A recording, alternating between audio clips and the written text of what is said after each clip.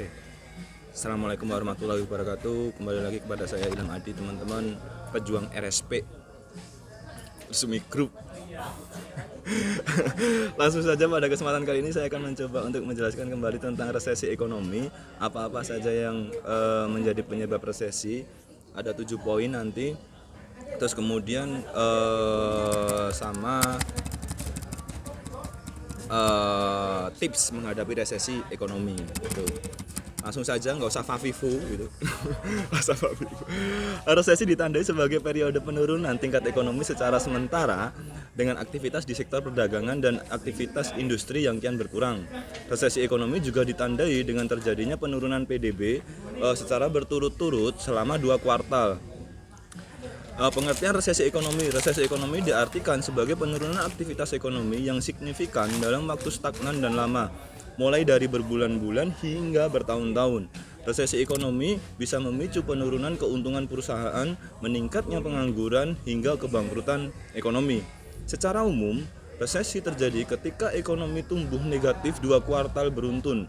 Pada kasus contoh 2020 lalu, dunia mengalami resesi akibat pandemi COVID-19, menyebabkan berkurangnya lapangan kerja dan banyak pegawai dirumahkan. Tanpa aktivitas dan mobilitas manusia, roda ekonomi pun macet. Penyebab resesi ekonomi.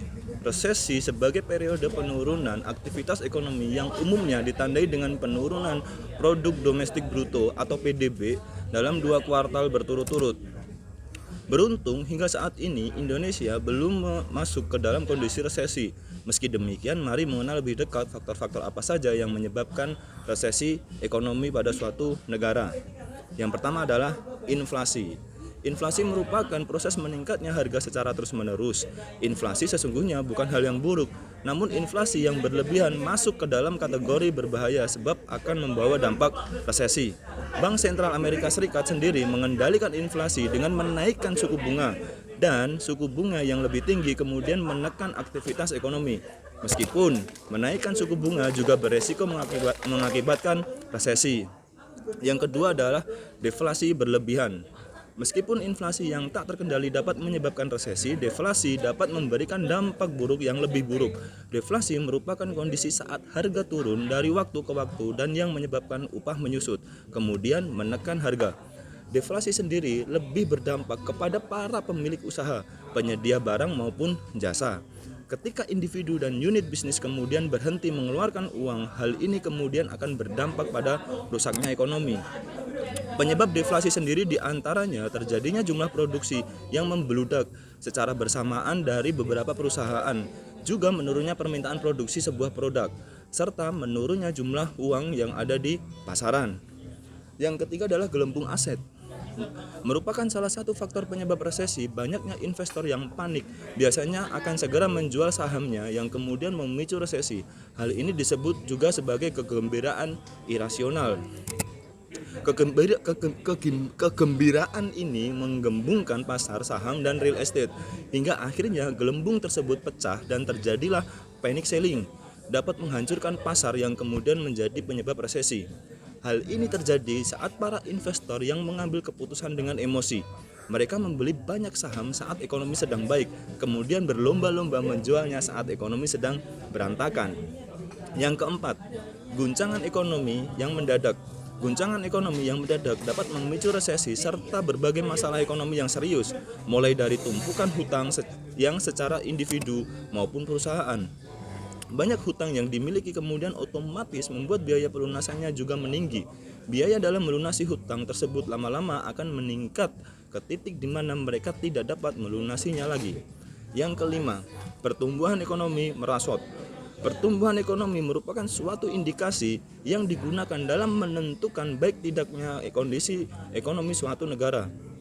Jika pertumbuhan ekonomi mengalami kenaikan, maka negara tersebut masih dalam kondisi ekonomi yang kuat, begitu pula sebaliknya. Bruto sebagai acuan produk. Jika produk domestik bruto mengalami penurunan, maka dapat dipastikan bahwa pertumbuhan ekonomi negara yang bersangkutan mengalami resesi. Yang keenam, nilai impor lebih besar dari ekspor. Negara yang tidak dapat memproduksi kebutuhannya sendiri kemudian mengimpor dari negara lain.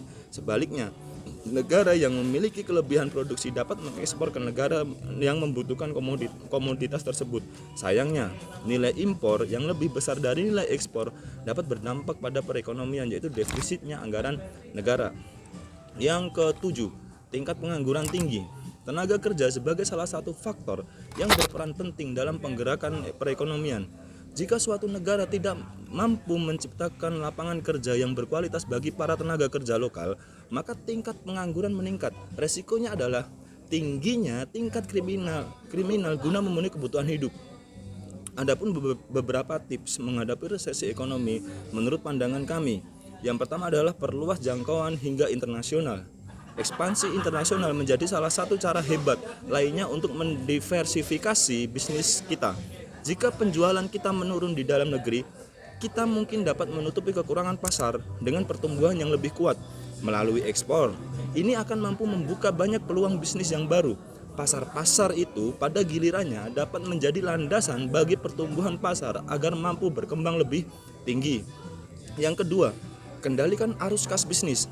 Banyak pemilik bisnis yang terkejut karena tidak memiliki kendali atas arus kas mereka atau bahkan mengetahui jumlahnya.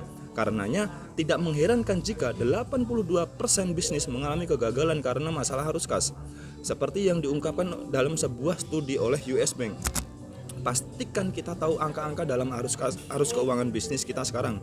Kemudian ciptakan visi dan rencana laba yang jelas untuk masa depan. Termasuk di mana kita akan meletakkan tuas poin agar mampu mendorong atau menarik kembali tergantung pada situasi ekonomi. Yang ketiga, bangun hubungan dengan klien.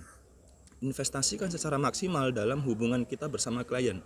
Fokus pada pelanggan terbaik kita saat ini daripada menginvestasikan sejumlah uang untuk menarik klien baru. Ketika kita memberikan hasil dan pengalaman terbaik untuk basis pelanggan kita yang sudah ada saat ini, maka pelanggan akan puas. Hal ini bisa menjadi sumber penting untuk memperoleh klien baru juga. Pemilik bisnis biasanya kerap mengabaikan hal ini karena lebih fokus untuk mendapatkan pelanggan yang lebih banyak. Tetapi jangan pernah meremehkan hubungan kita dengan klien yang sudah ada, yang menjadi pelanggan setia dan mempercayai kita juga bisnis kita.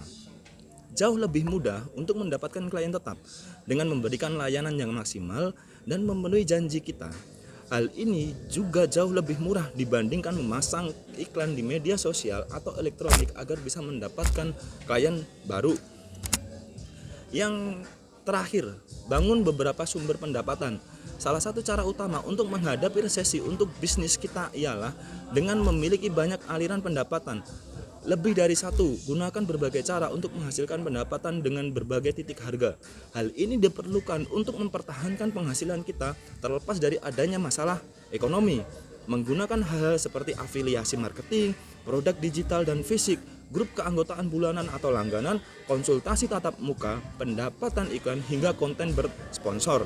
Semua hal tersebut bisa sangat membantu kita jika perekonomian mengalami penurunan. Kita tentu tak ingin terperangkap dalam satu kondisi namun tidak mampu melakukan pergeseran. Berbagai aliran pendapatan akan mampu membuat bisnis kita tetap fleksibel dan dapat bertahan manakala resesi terjadi lagi. Kesimpulannya adalah resesi adalah bagian alami dari siklus bisnis. Walaupun mungkin menakutkan dan sulit pada saat itu, kejadian ini selalu diikuti oleh periode pemulihan dan pertumbuhan ekonomi. Terapkan beberapa cara mengatasi resesi ekonomi di atas untuk mengetahui dampak resesi bagi perusahaan. Hal tersebut tentunya akan mengarah kepada tercapainya tujuan perusahaan apabila perusahaan memiliki kinerja dan pengelolaan keuangan yang baik. Demikianlah yang bisa saya sampaikan terkait dengan resesi ekonomi, terkait dengan faktor dan tipsnya. Semoga bermanfaat untuk teman-teman. Assalamualaikum warahmatullahi wabarakatuh.